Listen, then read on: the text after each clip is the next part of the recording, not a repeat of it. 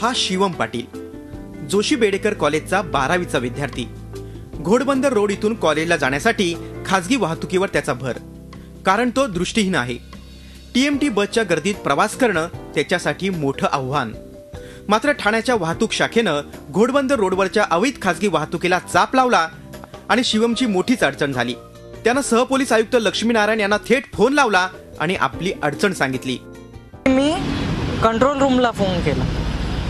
Control रूमनी असं सांगितलं की हे आम्ही काय सॉल्व्ह करू शकत नाही, हे सह आयुक्तच सॉल्व्ह करू शकतील तुझा प्रॉब्लेम। मी संपर्क साधून मी त्यांना नम्र विनंती केली की महोदय, आमची अशी समस्या आहे की कॉलेजला येण्या जाण्याची अडचण होते, ऑटो रिक्षेचा खर्च काही परवडत नाही।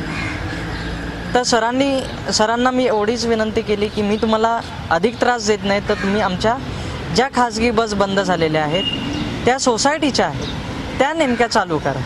तर ते बोलले की तुझ्या एकट्यासाठी ही बस चालू करू देणार नाही, परंतु आमचे काही स्टाफ्स असतील तर ते तुला सोडण्याचं आणण्याचं जरूर प्रयत्न करतील। कर्तव्य कठोर आणि तरीही संवेदनशील असलेल्या लक्ष्मीनारायण यांनी चाकोरी बाहेर जाऊन हा प्रश्न सोडवला। त्यांनी वाहतूक विभागाच्या रश्मी करंदीकर यांना ही समस्या सांगितली आणि त्यावर उपायही सांगितला। वाहतूक शाखेचा एक कर्मचारी आता रोज शिवमला सकाळी कॉलेजला घेऊन जातो आणि संध्याकाळी घरी आणून सोडतो।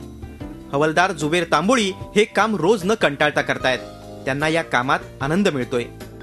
मी प्रथम आभारी आहे आमचे जॉईंट सीपी श्री लक्ष्मीनारायण साहेबाचा की ज्यांनी सामाजिक बांधिलकीचा हा काम माझ्यावर सोपवला आहे।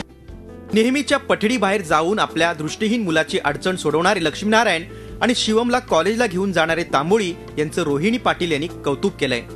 ट्रॅफिक कॉन्स्टेबल जुबेर तांबोळी सरांना अरेंज करून लगेचच रोज त्यांचं म्हणजे पिक अँड ड्रॉप चालू केलं। पोलिसांचा आम्ही भरपूर ऋणी आहोत। सदरक्षणाय खल निग्रहणाय हे पोलिसांचं ब्रीद वाक्य। यातलं दुसरं ब्रीद जगताना सदरक्षणाय या पहिल्या ब्रीदाचा विसर न पडू देणारे लक्ष्मीनारायण यांच्यासारखा अधिकारी विरळाच।